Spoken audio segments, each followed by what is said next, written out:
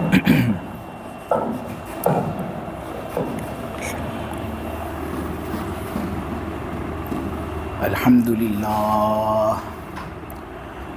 لله نحمده ونستعينه ونستغفره ونؤمن به ونتوكل عليه ونعوذ بالله من شرور أنفسنا ومن سيئات أعمالنا من يهده الله فلا مضل له ومن يضلله فلا هادي له ونشهد أن لا إله إلا الله وحده لا شريك له ونشهد أن سيدنا ومولانا وحبيبنا محمدا عبده ورسوله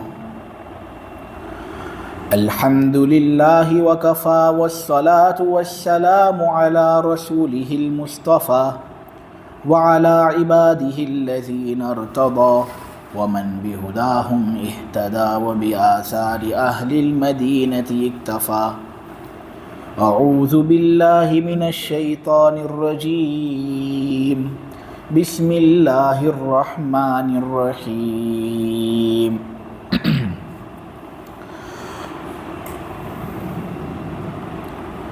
ولا تكونوا كالذين نسوا الله فأنساهم أنفسهم أولئك هم الفاسقون لا يستوي أصحاب النار وأصحاب الجنة أصحاب الجنة هم الفائزون لو أنزلنا هذا القرآن على جبل لرأيته خاشعا متصدعا من خشية الله وتلك الأمثال نضربها للناس لعلهم يتفكرون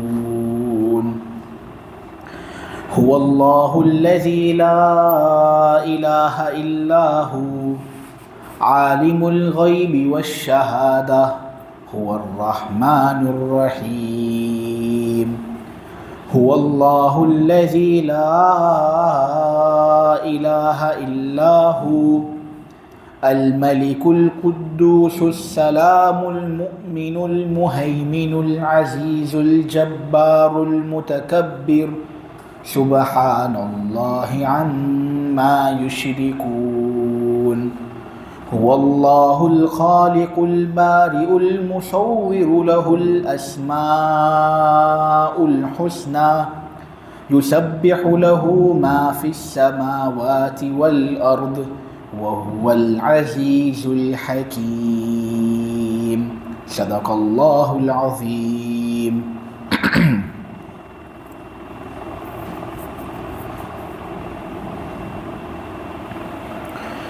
تم ان لوگوں کی طرح مت ہونا جو اللہ کو بھول بیٹھے تو اللہ نے بھی ان کو خود ان کی جانوں سے غافل بنا دیا۔ یہی ہے وہ لوگ جو حد سے گزرنے والے ہیں۔ دوزخ والے اور جنت والے کبھی بھی برابر ہو نہیں سکتے۔ جنت والے ہی کامیابی حاصل کرنے والے ہیں۔ اگر کسی پہاڑ پر یہ قرآن ہم نازل فرما دیتے تو تم اس پہاڑ کو دیکھتے کہ یہ اللہ کے خوف سے جھک بھی رہا ہے اور پھٹ بھی رہا ہے۔ یہ مثالیں ہم لوگوں کے سامنے اسی لیے پیش کرتے ہیں تاکہ یہ لوگ کچھ سمجھ بوجھ حاصل کریں اور تاکہ یہ لوگ غور و فکر سے کچھ کام چلائیں۔ اللہ وہی ہے جس کے علاوہ کوئی حق معبود نہیں۔ تمام پوشیدہ اور ظاہری باتوں کا جاننے والا ہے وہ، اور وہ اللہ ایسا ہے جو سب پر رحم کرنے والا ہے، بے حد مہربان ہے۔ وہ اللہ وہی ہے جس کے سوا کوئی حق معبود نہیں۔ وہ تمام چیزوں کا بادشاہ ہے، ہر عیب سے پاک اور صاف ہے، سلامتی دینے والا ہے، امن دینے والا ہے، نگہبان ہے، ہر چیز پر اس کا اقتدار کامل ہے، ہر برائی کی اصلاح کرنے والا ہے اور برائی کا مالک ہے۔ پاک ہے اللہ اس شرک سے جس کو یہ لوگ کرتے ہیں۔ وہ اللہ وہی ہے جو تمام چیزوں کو پیدا کرنے والا ہے، سرے سے ان کو وجود میں لانے والا ہے، تصویر بنانے والا ہے، صورت بنانے والا ہے۔ تمام اچھے نام اسی کے لیے ثابت ہے۔ آسمانوں اور زمین میں جتنی بھی چیزیں ہیں سب اللہ کی تسبیح بیان کرتی ہیں، اور اللہ وہ ہے جس کا اقتدار کامل ہے، جس کی حکمت بڑی اونچی ہے۔ سورہ حشر کی 19ویں نمبر کی آیت کے اندر آج اللہ تبارک و تعالی ہم سے یہ کہنا چاہ رہے ہیں کہ اے لوگوں، تم ان لوگوں کی طرح مت ہونا جو اللہ کو بھول بیٹھے تو نتیجے میں اللہ نے خود ان کو ان کی جانوں سے غافل کر دیا۔ یعنی ہر معاملے میں، ہر چیز میں وہ لوگ اللہ کو بھول بیٹھے، اللہ کی عبادت ان لوگوں نے کی نہیں، تمام معاملات میں انہوں نے اللہ کو یاد نہیں کیا، گناہ کرتے رہے، تو نتیجے میں ہوا یہ کہ اللہ نے خود ان کو ان کی جانوں سے غافل کر دیا۔ یعنی خود ان کو بھی اب پتہ نہیں چلتا تھا کہ کون سی چیزیں ان کے لیے ایسی ہے جو فائدے کی ہیں، اور کون سی چیزیں ان کے لیے ایسی ہے جو ان کے لیے نقصان دہ ثابت ہو سکتی ہیں۔ نتیجے میں وہ لوگ انہی چیزوں کے اندر مبتلا ہوئے جو ان کو نقصان پہنچانے والی ہیں، تو ان کا دین پورا درہم برہم ہو گیا۔ دین کے اعتبار سے بھی نقصان کے اندر وہ مبتلا ہوئے، اخروی اعتبار سے بھی نقصان کے اندر ان کا ابتلا ثابت ہوا۔ بہت سے لوگ آج کے معاشرے کے اندر بھی اگر ہم دیکھیں تو ایسے ہیں جو تمام معاملوں میں اللہ کو بھول بیٹھے، تو ان کے ساتھ جو ہونے والا ہے وہ اللہ تبارک و تعالیٰ نے اس آیت کے اندر بیان کر دیا کہ دیکھو ایک زمانہ ایسا آئے گا کہ کچھ سمجھ بوجھ تمہارے اندر باقی نہیں رہے گی، کون سی چیزیں تمہارے لیے فائدے کی ہیں، کون سی چیزیں تمہارے لیے نقصان کی ہے، اس کی تمیز تمہارے اندر باقی نہیں رہے گی۔ تم نقصان پہنچانے والے امور کے اندر مبتلا ہوگے اور اپنا نقصان کرو گے، ان لوگوں کا بھی نقصان کرو گے جو تمہارے ارد گرد تمہارے ساتھ رہتے ہیں۔ آپ دیکھیں ایک زمانے کے اندر مسلم اسپین جس کا نام الاندلس تھا، اس کے اندر مسجدیں سورت کی مسجدوں سے کافی اونچی تھیں، اس کے اندر جو مدرسے اور مکاتب ہوتے تھے ان کا درجہ بہت اونچا تھا۔ اس زمانے کے جو علماء ہوتے تھے ان کی بات کچھ الگ ہی ہوتی تھی، لیکن جب اللہ تبارک و تعالی کے ساتھ ان لوگوں نے خیانت کا معاملہ کیا، جب انہوں نے نافرمانی شروع کر دی اپنی جانب سے، تو اللہ نے ان کو اس طرح ہلاک کیا کہ آج اسپین کو دیکھ کر کوئی آدمی یہ کہہ بھی نہیں سکتا کہ ایک زمانے میں ایسی کنٹری تھی، ایسا علاقہ تھا جس پر مسلمانوں کا قبضہ اور مسلمانوں کا تسلط کامل تھا۔ فقط اسپین کے اندر جو قرطبہ شہر ہے نا میرے عزیزو، اس کے اندر 600 مساجد ہوا کرتی تھی۔ آج اگر ہم اسپین کے اندر جائیں نا تو فقط ایک مسجد قرطبہ کے اندر ہمیں ملتی ہے، اور وہ مسجد بھی ایسی کہ اس پر تالا لگا ہوا ہے۔ 600 مسجدوں میں سے فقط ایک مسجد، اور وہ بھی ایسی جو بند ہے، آدمی اس کے اندر جا کر عبادت انجام نہیں دے سکتا۔ اس زمانے کے علماء ایسے ہوتے تھے کہ شاید ان سے بڑا کوئی عالم ہی نہ ہو۔ امام قرطبی کہ جو مفسر تفسیر دیکھتا ہے تو وہ قرطبی میں سے دیکھتا ہے، تو یہ امام قرطبی قرطبہ شہر کے تھے۔ کتنا زیادہ علمی ماحول اس شہر کے اندر پھیلا ہوا ہوگا۔ ابن حزم کتنے بڑے آدمی، وہ بھی اسی اسپین سے متعلق تھے۔ ابن عبد البر حدیث کے بہت بڑے عالم ہیں، استیعاب کے مصنف، وہ بھی الاندلوزیہ یعنی مسلم اسپین سے تعلق رکھتے تھے۔ علامہ ابن رشد یہ بھی مسلم اسپین سے تعلق رکھتے تھے۔ تو اتنے بڑے بڑے عالم کہ اگر یہ بات کہی جائے کہ یہ سب سے بڑے علماء میں سے تھے تو کوئی آدمی اس پر ڈیبیٹ کر نہیں سکتا۔ تو وہی علاقہ ایک زمانے پر دینی اعتبار سے اتنا عروج پر کہ جب انہوں نے اللہ کی نافرمانی شروع کی اسپین والوں نے، تو اللہ نے اسپین سے اسلام کا نام اتنا خطرناک طریقے سے ختم کر دیا کہ آج اسپین کو دیکھ کر ایسا لگتا ہی نہیں کہ یہاں پر مسلمانوں کا قبضہ ایک زمانے میں ہوتا تھا۔ یہ دراصل اس لیے کیونکہ مسلمان خود آپس میں پھوٹ پڑے۔ ہوتا یہ تھا بسا اوقات کہ مسلمان آپس میں لڑتے تھے اور شاہی تخت حاصل کرنے کے لیے نصرانی لوگوں کے ساتھ معاہدہ کرتے تھے مسلمان لوگوں پر حملہ کرنے کے لیے، اور اس طرح اسپین کے اندر جتنے بھی بڑے بڑے علاقے تھے ایک کے بعد ایک کے بعد ایک کے بعد سب ختم ہو گئے اور نصرانی علاقوں کے اندر وہ تبدیل ہو گئے۔ آخر میں فقط گرناڈا باقی رہا۔ مسلم اسپین کے ختم ہو جانے کے 50 سال بعد یہ گرناڈا ختم ہوا۔ اس پر بھی بہت سے مسلمان قابض تھے، لیکن آپس میں ان کا اختلاف تھا۔ حالانکہ اتنا ترقی یافتہ ملک دنیاوی اعتبار سے بھی دینی اعتبار سے بھی، لیکن آپس کا چونکہ اختلاف تھا، نہیں سب کو بادشاہ بننا تھا، سب کو شاہی تخت حاصل کرنا تھا، اس لیے اندر ہی اندر بغاوت سب نے شروع کر دی۔ ارد گرد جتنے بھی نصرانی لوگ تھے وہ تو موقع چاہتے ہی تھے کہ ہم موقع پا کر گرناڈا کو قبضے میں لے آئیں، لیکن جب انہوں نے دیکھا کہ اندر ہی اندر بغاوت ہے تو ان کو اور زیادہ موقع ملا اور زیادہ ان کی ہمت بڑھی کہ ہم اب اس کو ہمارے تسلط کے اندر لے ہی لیتے، تو بالآخر انہوں نے ایسا ہی کیا۔ ابو عبداللہ محمد اثنا عشر اس زمانے میں گرناڈا کا حاکم تھا اور سلطان تھا۔ نصرانی لوگ جب قبضہ کرنے کے لیے آئے، کوئین ایزابیلا اور اس کے ساتھ جو بادشاہ تھا وہ جب قبضہ کرنے کے لیے وہ آئے تو اس نے کہہ دیا کہ دیکھو ہمارے اندر وہ طاقت اور قوت نہیں کہ ہم تمہارا مقابلہ کر سکیں، اس لیے یہ گرناڈا اگر تم چاہتے ہو تو لے لو، بس مجھے ایک چیز کی گارنٹی دو، میں صحیح سلامت بغیر لڑائی جھگڑا کیے ہوئے اپنے شہر سے نکل جاؤں گا۔ وہ یہ کہ بالکل بھی مسلمانوں کا خون مت بہانا، مسلمانوں پر ظلم مت کرنا، ان کو جبراً نصرانی مت بنانا، اور جو لوگ جو ان سے مقام پر متعین ہے اس مقام پر ان کو برقرار رکھنا، تم ان کو معزول مت کرنا۔ اس طرح کئی شرطیں تھیں، تو کوئین ایزابیلا اور جتنے بھی لوگ تھے وہاں پر سب نے اس پر دستخط کیے اور سب نے ان شرائط کو مانا، تسلیم کیے۔ لیکن جیسے ہی ابو عبداللہ محمد اثنا عشر نے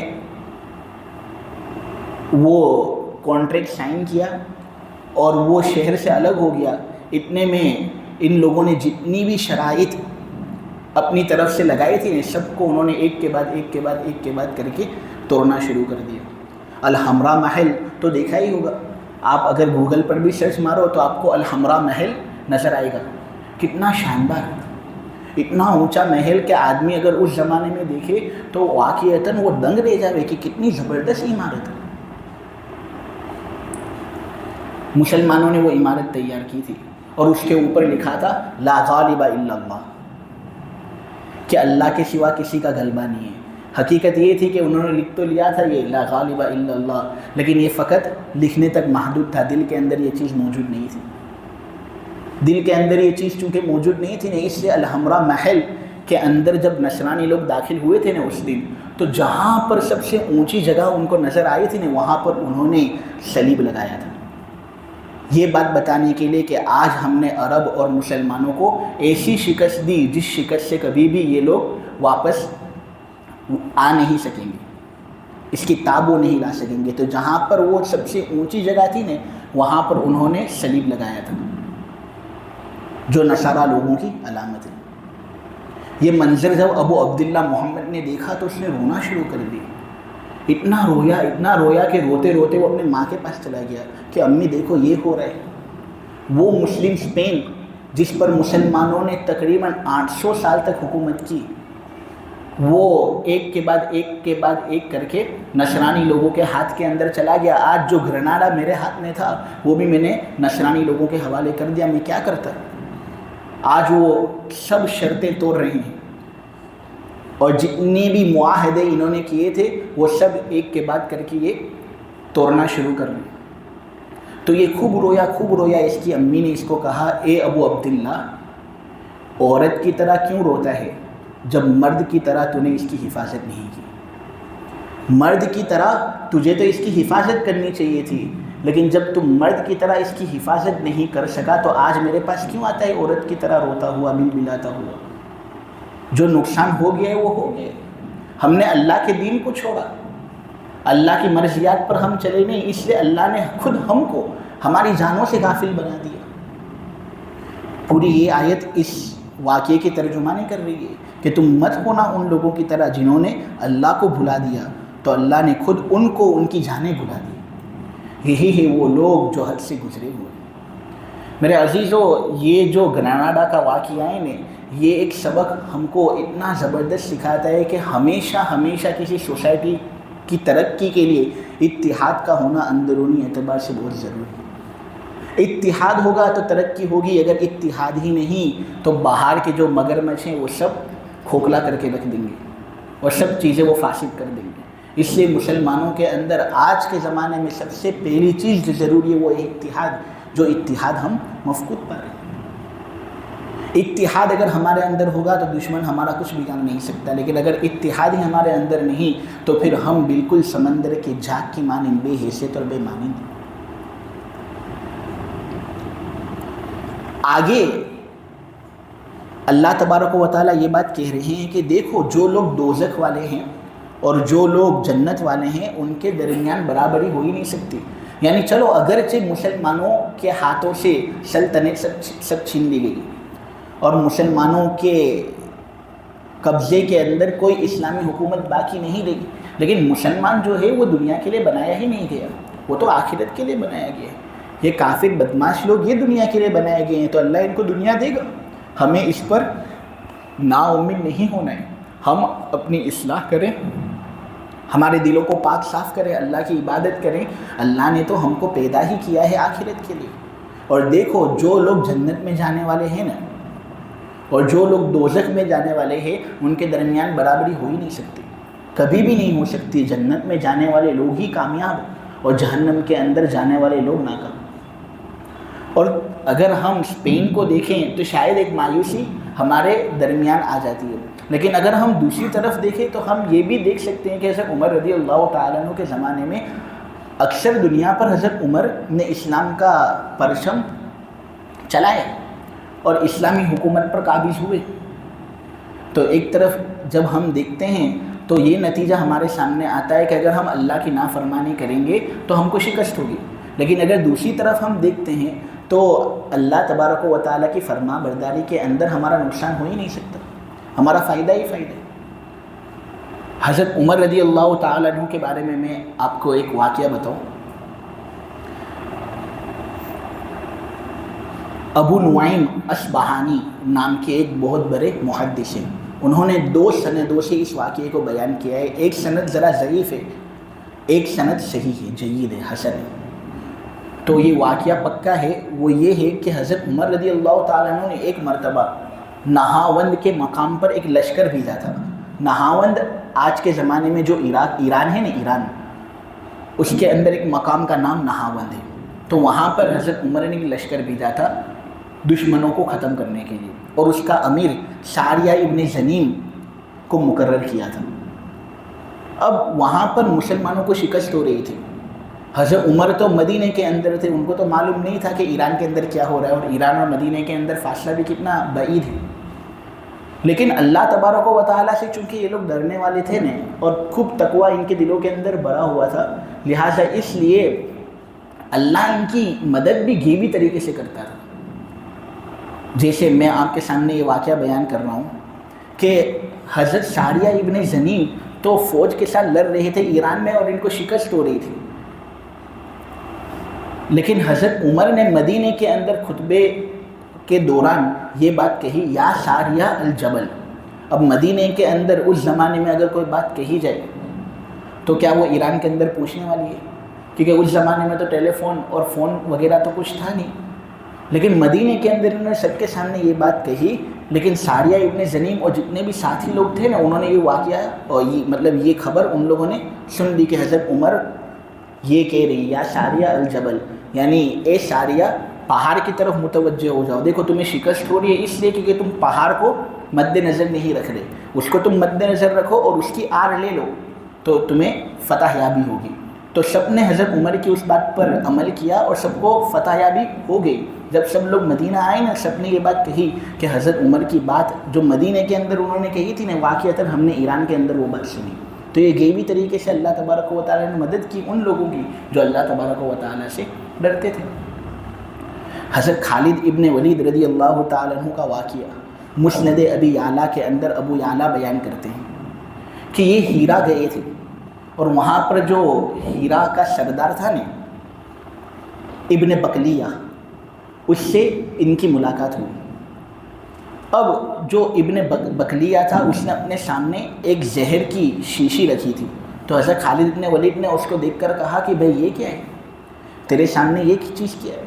تو حضرت خالد ابن ولید کو ابن بکلیہ نے کہا کہ یہ زہر کی ایک شیشی ہے، اتنا خطرناک زہر اس کے اندر ہے کہ اگر ایک قطرہ بھی زبان پر آ جائے گا نا تو آدمی کی جان نکل جائے گی۔ تو خالد ابن ولید نے کہا اچھا کیوں رکھا ہے بھائی اس کو سامنے؟ تو اس نے کہا کہ دیکھو ابھی ہمارے اور تمہارے درمیان مذاکرات ہو رہے ہیں، اگر مذاکرات کے اندر ہم ناکام ہوئے نا تو میں نے سوچا ہے کہ میں خودکشی کر لوں گا، اس زہر کو میں پی جاؤں گا۔ تو حضرت خالد ابن ولید نے کہا اچھا یہ زہر کی شیشی مجھے دے دے۔ حضرت خالد ابن ولید نے وہ زہر کی شیشی لی، بسم اللہ پڑھا، اور ایک قطرے سے آدمی کی جان نکلنے والی تھی، انہوں نے وہ پوری شیشی پی ڈالی اور ان کی جان کو بالکل کچھ نہیں ہوا۔ انہوں نے کہا کہ دیکھو تمہارے فوجی لوگ شراب کے اندر جو مستی حاصل کرتے ہیں نا، موت کے اندر میرے فوجی لوگ اتنی زیادہ مستی حاصل کرتے ہیں، اور شراب سے جتنی زیادہ محبت تم کرتے ہو نا، اس سے زیادہ محبت میں اور میرے فوجی لوگ موت سے کرتے ہیں۔ بتاؤ کیسے شکست دو گے ہم کو؟ تو یہ لوگ تھے وہ جنہوں نے دنیا پر قبضہ حاصل کیا، اور اللہ تبارک و تعالیٰ نے پوری دنیا کو ان کے سامنے سر نگو کر دیا، جھکا دیا، سب بھیگی بلی کی طرح عاجز رہتے تھے۔ حضرت عمر ابن عبدالعزیز کے زمانے کے اندر بیزنٹائن ایمپائر کے اندر کسی قیدی پر ظلم ہوا، تو اس نے وہاں پر چلایا اے عمر ابن عبدالعزیز، اس نے وہاں پر چیخ لگائے اے عمر ابن عبدالعزیز۔ تو جتنے بھی لوگ وہاں پر تھے نا، سب نے ہنسنا شروع کر دیا کہ عمر ابن عبدالعزیز مدینے کے اندر ہے، تو یہاں پر بیزنٹائن ایمپائر کے اندر تو اس کو پکار رہا ہے، تو کیا وہ تجھ کو بچانے کے لیے آ جائے گا؟ تجھے کیا لگتا ہے؟ اس طرح سب ہنس رہے تھے۔ جب حضرت عمر ابن عبدالعزیز کو یہ بات پہنچی نا، تو حضرت عمر ابن عبدالعزیز نے ایک خط روانہ کیا اور رومیوں کے یہاں پر اس کو بھیجا، اور کہا کہ اس خط کو نیچے رکھنے سے پہلے اگر اس مسلمان قیدی کو تو نے آزاد نہیں کیا تو قسم خدا کی اتنی بڑی فوج میں بھیجوں گا جو میرے یہاں سے شروع ہوگی تیرے یہاں پر ختم ہوگی۔ وہ بھیگی بلی کی طرح عاجز آ گیا، اور اس نے جو مسلمان قیدی پر ظلم کیا تھا اس مسلمان قیدی کو اس نے رہا بھی کر دیا۔ یہ تھے اللہ والے لوگ جن کا خوف اللہ تبارک و تعالیٰ کے معاملے میں اتنا زیادہ اونچا تھا کہ جتنے بھی غیر اللہ تھے نا، جتنے بھی اللہ تبارک و تعالیٰ کی مخلوق تھی جو اللہ تبارک و تعالیٰ سے نفرت کرتے تھے، ان کے دلوں کے اندر اللہ ان کا رعب بٹھاتا تھا، تو یہ لوگ پوری دنیا پر حکومت کرتے تھے۔ حضرت عمر رضی اللہ تعالیٰ عنہ کا ایک دوسرا واقعہ ہے جو بدایہ و نہایہ نام کی کتاب کے اندر بھی ہے، اور اسی طرح ایک کتاب ہے العظمہ ابو شیخ کی، اس کے اندر بھی یہ واقعہ نقل کیا گیا ہے کہ مصر کے اندر دریائے نیل حضرت عمر کے زمانے میں بہتا تھا۔ دریائے نیل کے اندر ہوتا یہ تھا کہ کچھ خشکی آتی تھی اس میں اور وہ سوکھنے لگتا تھا۔ اب مصر والے جو ہوتے تھے وہاں پر وہ کرتے ایسا تھے کہ وہ ایک جوان لڑکی کو لے آتے، اس کو سجاتے، اچھے کپڑے پہناتے، اچھے زیورات کے اندر اس کو آراستہ کرتے اور اس کو دریائے نیل کے اندر ڈبو دیتے تھے۔ جب ان کو ایسا لگتا نہیں کہ خشکی آنے والی ہے تو وہ دریائے نیل کے اندر اس نوجوان لڑکی کو ڈبو دیتے تھے، اور پھر اللہ تبارک و تعالیٰ کا کرنا ایسا ہوتا کہ وہ دریائے نیل کے اندر واپس جوش آنا شروع ہو جاتا اور پھر وہ خشک نہیں ہوتا تھا۔ جب فاتح مصر نے مصر کو فتح کیا تو انہوں نے جب یہ معاملہ دیکھا تو انہوں نے کہا کہ ہماری شریعت کے اندر تو اس کی اجازت نہیں جو تم کر رہے ہو، دریائے نیل کی خشکی کو ختم کرنے کے لیے اور اس کے اندر تاکہ پانی وافی مقدار کے اندر آئے، اس سے تم ایک معصوم جان کو قتل کر رہے ہو۔ ہمارا اسلام اس کی اجازت بالکل نہیں دیتا. مرد ہو یا عورت ہو، جوان ہو یا بوڑھا ہو، جو بھی ہو، اللہ تبارک و تعالیٰ کی یہاں پر سب جان یکساں ہوتی ہے. اس طرح ظلم کرنا یہ بالکل مناسب نہیں. تم رکو، میں امیر المؤمنین سے مشورہ لیتا ہوں، وہ جو دریائے نیل کے بارے میں فیصلہ کریں گے نا اس پر ہمیں راضی رہنا پڑے گا. سب نے کہا ٹھیک ہے. انہوں نے ایک خط لکھا حضرت عمر رضی اللہ تعالیٰ عنہ، اور حضرت عمر رضی اللہ تعالیٰ عنہ کو اللہ تبارک و تعالیٰ نے بہت زبردست تقویٰ دیا تھا، اور اسلام جتنا حضرت عمر سے پھیلا اتنا شاید کسی صحابی سے نہیں پھیلا. تو حضرت عمر نے خط کے اندر ایک مضمون لکھا اور فاتح مصر کو کہا کہ یہ جو میرا خط ہے نا اس کو دریائے نیل کے اندر ڈال دینا، جو تمہاری شکایت ہے وہ پوری ہو جائے گی. تو انہوں نے کہا ٹھیک ہے. جب انہوں نے وہ خط کھولا نہیں تو اس کے اندر حضرت عمر نے یہ بات لکھی تھی کہ اے نیل کی دریا، اے نیل کا پانی، تو اگر اللہ کے حکم سے چلتا ہے نا تو اللہ کے حکم سے واپس چلتا ہو جا، ورنہ اگر اللہ کے حکم سے تجھے بغاوت ہی کرنی ہے تو ہمیں بھی تیری کوئی ضرورت نہیں. تو انہوں نے وہ خط لیا حضرت عمر کا، اس کو دریا کے اندر ڈالا. دیکھنے والے وہاں پر موجود ہے، خود فاتح مصر وہاں پر تھے.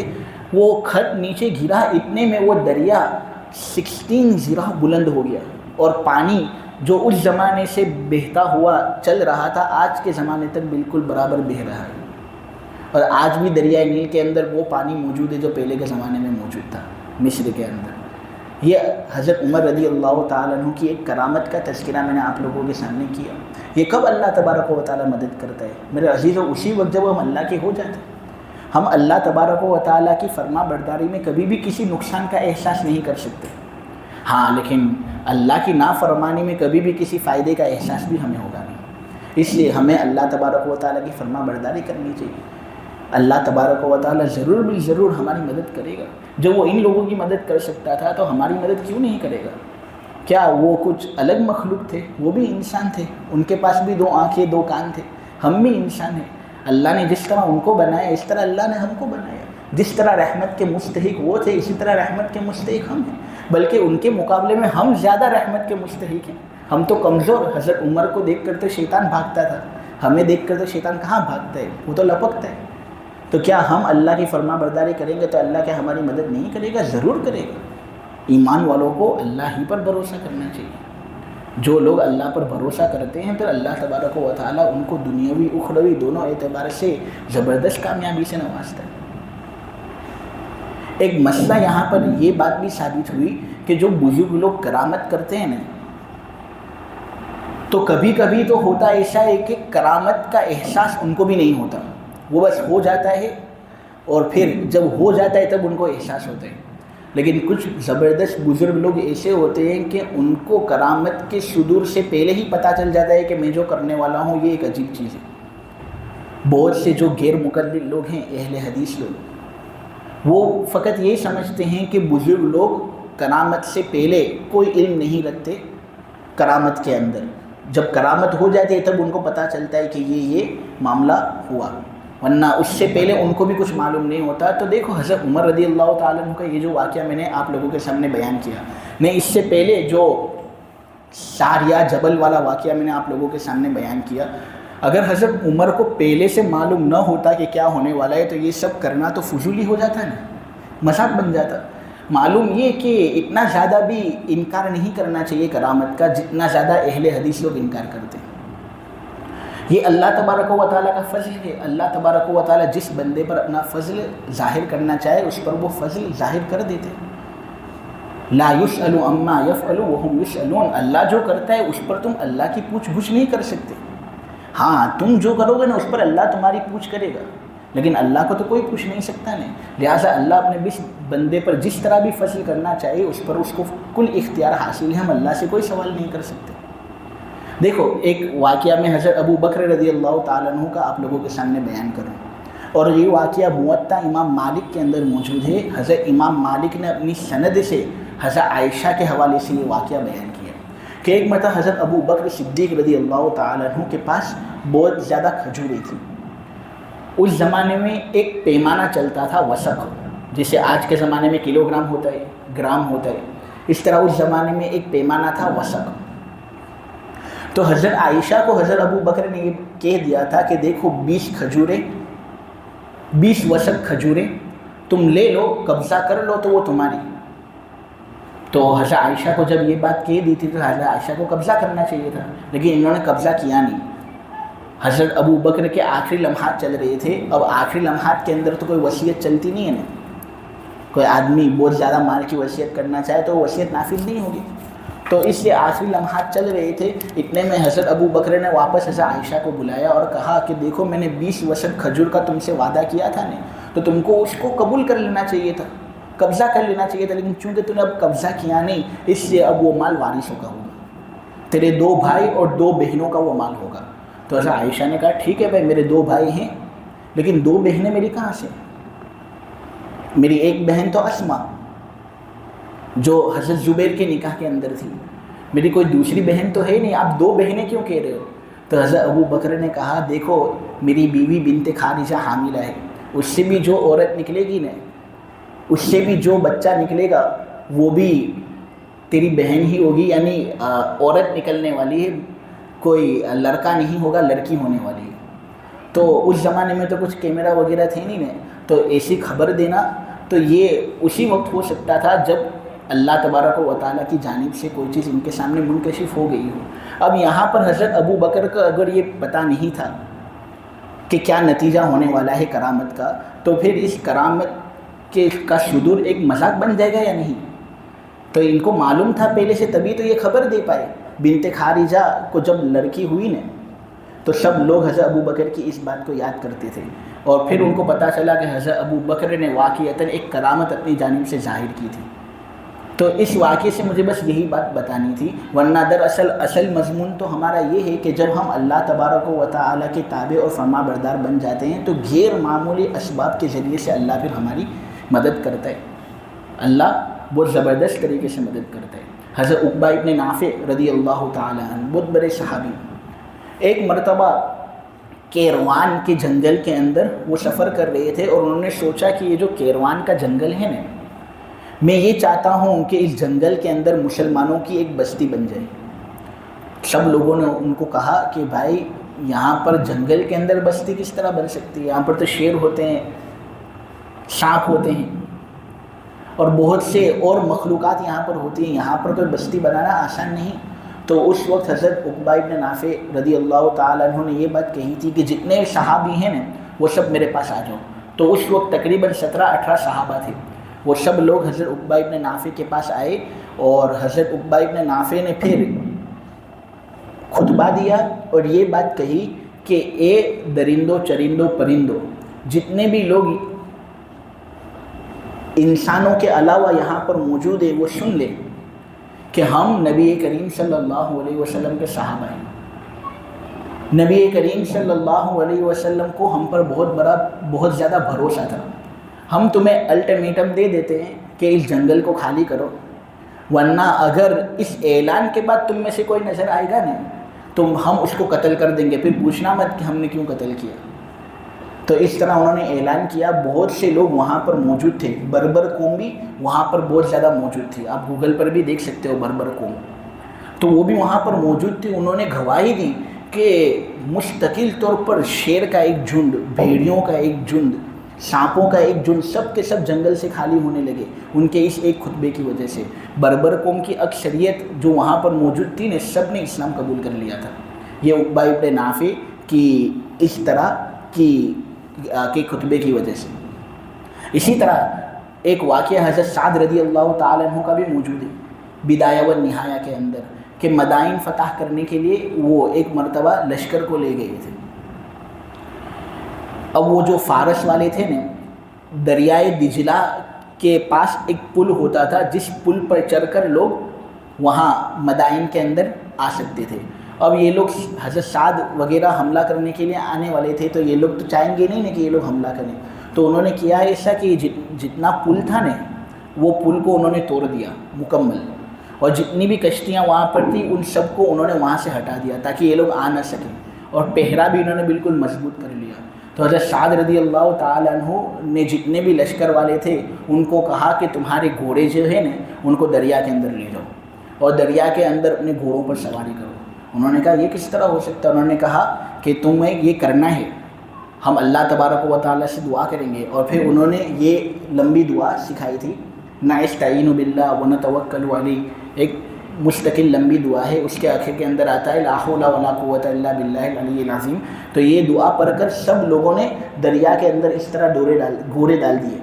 اب فارس والے جو دیکھ رہے تھے نا یہ منظر کہ یہ سب مسلمان لوگ گھوڑے پر سوار ہیں اور گھوڑوں پر سوار ہو کر یہ اس طرح مدائن کے اندر حملہ کر رہے ہیں، تو بہت سے لوگ نے تو یہ منظر دیکھ کر ہی اسلام قبول کر لیا. اور جو باقی لوگ تھے نا وہ سب زور زور سے کہنے لگے دیواں آمدند دیواں آمدند. یہ فارسی کے اندر ایک لفظ ہے جس کا ترجمہ ہوتا ہے کہ بھوت لوگ آگے، بھوت لوگ آگے، کیونکہ گھوڑے تو کہاں سے یہ پانی وغیرہ کے اندر سفر کر سکتے ہیں، یہ چیزیں ہم دیکھتے نہیں. یہ ایک دم عجیب منظر تھا نا، اس عجیب منظر کو دیکھ کر ان لوگوں نے بھی دیواں آمدن دیواں آمدن کہنا شروع کیا. اور جو لوگ مقابلے کی ہمت اپنے اندر رکھتے تھے، انہوں نے مقابلہ کرنا چاہا تو وہ سب لوگ شکست خوردہ ہوئے. اور اس طرح اللہ تعالیٰ نے حضرت سعد اور مسلمانوں کی اس وقت مدد کی تھی. تو دیکھو جنت والے اور دوزخ والے جو ہیں وہ کبھی بھی برابر ہو ہی نہیں سکتے. جو جنت والے ہیں اللہ تبارک و تعالیٰ ان کو کامیابی دے گا بشرطے کہ وہ اچھی خوبیاں اپنے اندر رکھیں اور اچھے اوصاف اپنے اندر پیدا کریں. آگے اللہ تبارک و تعالیٰ کہہ رہا ہے کہ دیکھو یہ قرآن اتنی زبردست کتاب کہ اگر یہ کسی پہاڑ پر بھی ہم نازل کرتے ہیں تو پہاڑ اپنی مضبوطی کے باوجود اس قرآن کو اٹھانے کی سکت اپنے اندر نہ رکھتا. کیوں؟ کیونکہ یہ قرآن جب نازل ہوتا ہے کسی قوم پر تو تین چیزیں اس کے اندر ہوتی ہیں. ایک تو فی نفسی ہی اس کا بوجھ، نبی کریم صلی اللہ علیہ وسلم پر جب یہ قرآن نازل ہوتا تھا تو اس کا بوجھ بہت عجیب و غریب ہوتا تھا. جب حضور اپنی ران کسی کی ران کے اوپر رکھتے تو باقاعدہ وہ جس کے اوپر حضور کی ران ہوتی وہی کے وقت اس کی ران مکمل کچلا جاتی. نبی کریم صلی اللہ علیہ وسلم جب سواری پر بیٹھتے اور قرآن نازل ہوتا تو اس کا بوجھ ہی اتنا خطرناک ہوتا تھا کہ اونٹنی بھی بیٹھ جاتی تھی. تو یہ نبی کریم صلی اللہ علیہ وسلم کا بڑا احسان ہے کہ حضور نے یہ قرآن قبول کیا اور ہم تک پہنچائے. ورنہ یہ قرآن تو اتنا زبردست تھا کہ اگر پہاڑوں پر بھی یہ نازل ہوتا تو پہاڑ بھی ریزہ ریزہ ہو جاتے. دوسری بات اس کتاب کے بارے میں یہ کہ یہ کتاب فقط آئی نہیں ہے اس لیے کہ ہم اس کو پڑھ کر فارغ ہو جائیں. نہیں، اس کو پڑھنا ہے اور پھر اس پر عمل کرنا ہے. تفسیر سننی ہے نہ پھر اس پر عمل کرنا ہے. فقط سننے سے تو کچھ کام ہوتا نہیں ہے، لہٰذا ہم عمل کریں گے، لیکن یہ عمل کرنا بڑا مشکل کام ہے. اس لیے پہاڑوں نے بھی اس کتاب کو قبول کرنے سے انکار کر دیا کہ ہم نہیں کر سکتے، ہمارے اندر وہ طاقت اور قوت ہی نہیں. نیز ایک تیسری ذمہ داری بھی اس قرآن کی ہے، وہ یہ کہ دوسروں تک یہ میسج پہنچانا. عمل کر رہے ہو بہت اچھا، لیکن فقط اپنے تک اس کو محدود نہیں رکھنا، بہت سے لوگوں کو دعوت دینی اور ان کو بھی یہ میسج پہنچانا ہے. لیکن یہ کام بھی چونکہ کافی دشوار اور مشکل تھا، اس لیے پہاڑ لوگ جو تھے وہ پہاڑوں کے مقابلے میں اس سے سبقت لے گئے اور پہاڑ بھی اس قرآن کو قبول نہ کر سکے. یہ تو ایک مثال تھی جس کو اللہ تبارک و تعالیٰ لوگوں کے سامنے پیش کرتے ہیں تاکہ لوگ کچھ غور اور فکر سے کام لیں اور ان سب چیزوں کے اندر سوچیں کہ یہ قرآن کتنا عظیم ہے، کتنی عظمت والی کتاب ہے یہ کہ پہاڑ بھی اس کا بوجھ اٹھا نہ سکے. تو یہ عظیم کتاب جب ہمارے پاس ہے تو ہمیں تو اس کی قدر کرنی چاہیے. پھر اس کے بعد 3 آیتیں باقی رہتی ہے اور اس کے اندر اللہ تبارک و تعالیٰ کے جو اسماء حسنہ ہے ان کو بیان کیا گیا ہے. اب سورہ اعراف آیت نمبر 180 کے اندر اسماء حسنہ کا تذکرہ آیا ہے، وَلِلَّهِ الْأَسْمَاءُ الْحُسْنَى فَادْعُوهُ بِهَا. حدیثوں سے یہ بات معلوم ہوتی ہے کہ اللہ تبارک و تعالیٰ کے کل اسماء حسنہ 99 ہیں. ان آیتوں کے اندر جتنا زیادہ اسماء حسنہ کو بیان کیا گیا ہے اتنا قرآن کی کسی اور آیت کے اندر بیان نہیں کیا گیا. یہ ان آیتوں کی فضیلت ہے. سب سے پہلا جو اللہ تبارک و تعالیٰ کا نام یہاں پر لیا گیا ہے وہ ہے رحمان، اور دوسرا نام یہاں پر لیا گیا ہے رحیم. رحمان اور رحیم کے درمیان فرق ہے. بسا اوقات بہت سے لوگ یہ سمجھتے ہیں کہ رحمان کا جو معنی ہے رحیم کا بھی وہی معنی ہے، رحم کرنے والا، کیونکہ دونوں کے جو اصلی لفظ ہیں نا ان کے اندر ایک طرح کا اشتراک ہے. اس وجہ سے بہت سے لوگ اس غلط فہمی میں مبتلا ہو جاتے ہیں. حالانکہ رحمان اور رحیم کے درمیان فرق ہے جو ایک مسلمان کے سامنے واضح ہونا بہت ضروری ہے، کیونکہ ہم بسم اللہ الرحمن الرحیم پڑھتے ہیں نا، تو رحمان اور رحیم کا کیا مطلب وہ تو ہمیں معلوم ہونا ہی چاہیے۔ دیکھو رحمان اور رحیم کے درمیان فرق بیان کرنے کے اندر علماء نے الگ الگ اقوال پیش کیے ہیں۔ سب سے پہلا قول یہ ہے کہ رحمان اس ذات کو کہتے ہیں جو رحم کرتا ہو مسلمانوں پر بھی اور کافروں پر بھی، اور رحیم اس ذات کو کہتے ہیں جو مسلمانوں پر ہی رحم کرتا ہو۔ تو یہ ایک فرق دونوں کے درمیان ہو گیا، ٹھیک ہے۔ اسی طرح ایک فرق یہ ہے کہ رحمان اس ذات کو کہتے ہیں جو بڑی بڑی نعمتیں دیتا ہو، اور رحیم اس ذات کو کہتے ہیں جو چھوٹی چھوٹی نعمتیں دیتا ہو۔ تو رحمان کے اندر معنی رحم والا زیادہ ہے رحیم کے مقابلے میں، اسی لیے تو ہم اللہ ہی کو رحمان کہہ سکتے ہیں، اللہ کے علاوہ کسی کو ہم رحمان نہیں کہہ سکتے، لیکن ہم اللہ کے علاوہ دوسرے لوگوں کو بھی رحیم کہہ سکتے ہیں۔ جیسا کہ خود یہ نبی کریم صلی اللہ علیہ وسلم کو اللہ تبارک و تعالیٰ نے رحیم کہا ہے، تو ہم رحیم اللہ کے علاوہ دوسرے لوگوں کو بھی کہہ سکتے ہیں، لیکن رحمان ہم فقط اللہ کے لیے ہی استعمال کر سکتے ہیں۔ علامہ تاج الدین سبکی کی تحقیق یہ ہے کہ دیکھو الرحمن جو ہے نا الف لام کے ساتھ، وہ اللہ کے ساتھ خاص ہے، ورنہ الف لام کے بغیر رحمان اگر بولیں تو وہ مخلوق کے لیے بھی ہم بول سکتے ہیں، لیکن یہ ان کی رائے ہے، اس کو ہم قبول نہیں کرتے۔ وہ بڑے آدمی ہیں، بڑے لوگوں کی باتیں بڑی ہوتی ہیں، اس سے بیان کی جاتی ہے، ورنہ فتویٰ جو آج کے زمانے میں ہے نا وہ یہ ہے کہ رحمان خواہ الف لام کے ساتھ ہو یا الف لام کے بغیر ہو، اس کو اللہ کے لیے ہی استعمال کرنا ہے، اور رحیم ہم اللہ کے علاوہ دوسرے لوگوں کے لیے استعمال کر سکتے ہیں۔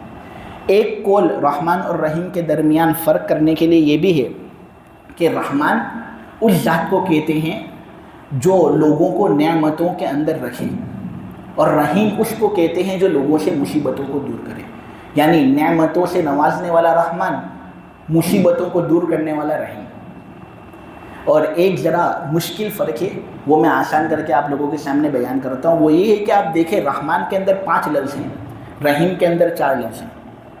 اس لیے بہت سے علماء نے فرق یہ کیا ہے کہ دیکھو لفظ جب زیادہ ہو جاتے ہیں نا، حروف جب زیادہ ہو جاتے ہیں تو معنی بھی اس کے اندر زیادہ ہو جاتے ہیں، تو اس اعتبار سے رحمان کے اندر رحم کا معنی زیادہ اور رحیم کے اندر رحم کا معنی کم، کیونکہ رحیم میں 4 لفظ، رحمان میں 5۔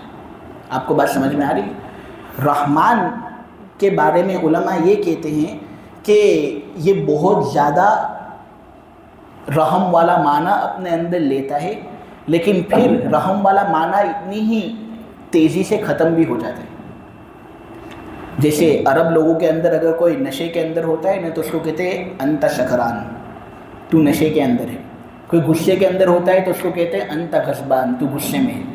لیکن اگر وہ غصہ ختم ہو جاتا ہے نا تبھی اس کے لیے غضبان کا لفظ استعمال کرتے ہیں، اگر وہ نشہ جلدی ختم ہو جاتا ہے تبھی اس کے لیے سکران کا لفظ استعمال کرتے ہیں۔ اسی وزن پر ہے رحمان۔ تو رحمان اس ذات کو کہتے ہیں جس کے اندر رحم بہت زیادہ ہو لیکن وہ جلد سے جلد ختم ہو جاتا ہو، اور رحیم اس ذات کو کہتے ہیں جس کے اندر رحم ہو اور وہ رحم ہمیشہ تک رہتا ہو۔ اب اگر آپ پہلے قول کے اندر نظر کرو گے تو رحمان بھی اللہ کو کہتے ہیں، رحیم بھی اللہ کو کہتے ہیں، لیکن رحمان ایمان والوں پر بھی ہوتا ہے اور رحمان کافروں پر بھی ہوتا ہے۔ اب کافروں پر جو رحم والا معاملہ ہے وہ فقط اس دنیا کے اندر کہ ان کو اللہ روزی روٹی دیتا ہے، دنیا کے اندر جگہ دیتا ہے، لیکن پھر آخرت میں تو یہ سب ختم ہو جائے گا نا، اللہ کافروں پر رحم آخرت میں نہیں کرے گا۔ لیکن رحیم چونکہ اس کا تعلق ایمان والوں کے ساتھ ہے، اس لیے یہ رحمت آخرت کے اندر بھی ہمیشہ ہمیشہ رہے گی۔ اس لیے رحمان کے اندر رحم کا معنی زیادہ لیکن وہ جلد سے جلد ختم ہونے والا ہے، اور رحیم کے اندر رحم کا معنی کم ہے لیکن وہ زیادہ دیر تک باقی رہنے والا ہے۔ تو یہ ذرا دونوں کے درمیان میں نے فرق قائم کیا۔ پھر لفظ آتا ہے ملک، ملک کا مطلب ہوتا ہے بادشاہ۔ القدوس، القدوس کا مطلب ہوتا ہے تقدس کا مالک۔ اب تقدس یعنی ہر عیب سے پاک ذات اگر کوئی ہو تو اس کو کہتے ہیں قدوس، وہ اللہ تبارک و تعالی۔ السلام کہتے ہیں اس ذات کو جو سلامتی دینے والا ہے۔ المؤمن کہتے ہیں امن دینے والی ذات کو۔ المہیمن کہتے ہیں اس ذات کو جو لوگوں پر نگہبانی کرتی ہو، حفاظت کرتی ہو۔ اللہ مہیمن ہے، نگہبان ہے، اس لیے ہم اللہ کو المہیمن کہتے ہیں۔ عزیز اس ذات کو کہتے ہیں جس کا اقتدار کامل ہو، اور الجبار اس ذات کو کہتے ہیں جو ہر برائی کی اصلاح کرنے والا ہو۔ یعنی مثلا کوئی بھی چیز ٹیڑھی ہو رہی ہو تو وہ استاد کس طرح بولتا ہے، اے سیدھا بیٹھ جا، اے مستی مت کر، یہ چلے گا نہیں یہاں پر. تو ہم استاذ کو تو جبار نہیں کہہ سکتے, تو بیعت بھی ہو جائے گی. لیکن اللہ تبارک و تعالیٰ چونکہ اپنی شان کے مطابق ہر برائی کی کامل اصلاح کرتا ہے نا, یعنی چیزوں کو یہاں وہاں ہونے نہیں دیتا, بلکہ ہر چیز کو اللہ کے نظام کا پابند رہنا ہے. اس لیے اللہ کو الجبار کہتے ہیں, اور المتکبر اس ذات کو کہتے ہیں جو تکبر کا مالک ہو. خالق اس ذات کو کہتے ہیں جو پیدا کرنے والا ہے. باری اس ذات کو کہتے ہیں جو سرے سے چیزوں کو وجود میں لاتا ہے. اور مصور اس ذات کو کہتے ہیں جو صورتیں بنانے والا ہوتا ہے. خالق کا معنی بنانے والا, الباری کا معنی سرے سے چیزوں کو وجود میں لانے والا, اور المصور کا معنی ہوتا ہے صورتیں بنانے والا. ابن قیم نے بہت اچھی بات کہہ دی جو بہت آسان ہے. ابن قیم نے یہ بات کہہ دی کہ سب کا معنی ایک ہی ہے, بس الگ الگ الفاظ کے ذریعے سے بات کو سمجھایا گیا ہے. لیکن ابن کثیر جو بات کہتے ہیں وہ زیادہ دل کو لگتا ہے. ابن کثیر یہ کہتے ہیں کہ خالق اس کو کہتے ہیں جو اندازہ لگانے والا ہے. باری اس کو کہتے ہیں جو اس اندازے کو وجود میں لاتا ہے. اور مصور اس ذات کو کہتے ہیں جو پھر اس وجود میں لائے ہوئی چیز کی اچھی صورت بناتا ہے. مثلا ایک انجینئر ہے, انجینئر اگر کوئی پل بنانا چاہتا ہے تو وہ اسی طرح تھوڑی بنا سکتا ہے. پہلے اس کو بلو پرنٹ بنانی پڑے گی, نہ پھر اس کے بعد اس کو بلڈرز وغیرہ بلانے پڑیں گے جو اس پل کو بنائیں, نہ پھر اس کے بعد وہ پینٹنگ وغیرہ کرے گا. تو خالق اس ذات کو کہتے ہیں جو سرے سے جو بلو پرنٹ وغیرہ اپنے اندر تیار کرے. باری اس ذات کو کہتے ہیں جو اس کو وجود میں لائے, اور مصور اس ذات کو کہتے ہیں جو اس کے اندر کام کاج وغیرہ کرے. تو یہ ابن کثیر کے قول کے مطابق خالق, باری اور مصور کا معنی بیان کیا گیا. اور بھی علماء الگ الگ اقوال پیش کرتے ہیں خالق اور باری کے بارے میں. خالق کے بارے میں علماء یہ کہتے ہیں کہ جسم کو بنانے والا خالق, روح کو بنانے والا باری, سمجھے. اور بعض علماء یہ کہتے ہیں کہ خالق اس ذات کو کہتے ہیں جو وجود میں لاتا ہو. باری اس ذات کو کہتے ہیں جو چیزوں کو بغیر تفاوت کے بنانے والا ہو. جیسے اللہ نے ہمارے 2 ہاتھ بنائے, ایسا تو نہیں کیا نا کہ ایک ہاتھ بڑا اور ایک ہاتھ چھوٹا, ایک آنکھ چھوٹی ایک آنکھ بڑی, ایسا تو نہیں کیا نا. تو یہ کام کرنے والا باری. تو یہ ذرا کچھ تفصیلی باتیں تھی, علمی باتیں تھی, سمجھ میں آ گئی ہوں تو بہت اچھا. نے اگر کچھ دقت وغیرہ ہو تو مجلس بعد مجھ سے پوچھ لے. نیٹ پر وغیرہ بھی یہ ہوتا ہے تو بار بار سنے گا, انشاءاللہ فائدہ ہوگا. یہ الحمدللہ اللہ تبارک و تعالیٰ کے فضل و کرم سے سورہ حشر کی تفسیر مکمل ہوئی. اب آئندہ سنیچر کو چونکہ عید الاضحیٰ ہے, بقرہ عید ہے, اس لیے عید الاضحیٰ کے دن تو تفسیر نہیں ہوگی. لیکن چونکہ ایک تسلسل ہے, الحمدللہ 3 سال سے کر رہا ہوں, سنیچر کے دن ایک بھی دن ناگا ہوا نہیں ہے. تو میں یہ چاہتا نہیں ہوں کہ ناگا ہو, اس لیے ایک دن پہلے تفسیر ہوگی. جمعہ کے دن عرفہ کا دن ہوگا, مبارک رات ہوگی, تو اس میں عشاء کی نماز کے بعد تفسیر کر لیں گے, سورہ ممتحنہ شروع کر لیں گے, نہ اس کے بعد پھر واپس سنیچر کے دن کا معمول شروع ہو جائے گا. سبحانک اللہم بحمدک وتبارک اسمک وتعالی جدک ولا الہ غیرک. اللہم صلی علی سیدنا مولانا محمد النبی الامی وعلی آلہ وسلم تسلیما. اے اللہ ہمارے گناہوں کو معاف فرما دے, مولا ہماری خطاؤں سے درگزر فرما دے. اے اللہ جو تفسیر ہوئی ہے اس کو تو خوب قبول فرما لے. وصلی اللہ تعالی علی خیر خلقہ محمد وعلی آلہ وصحبہ اجمعین برحمتک یا ارحم الراحمین.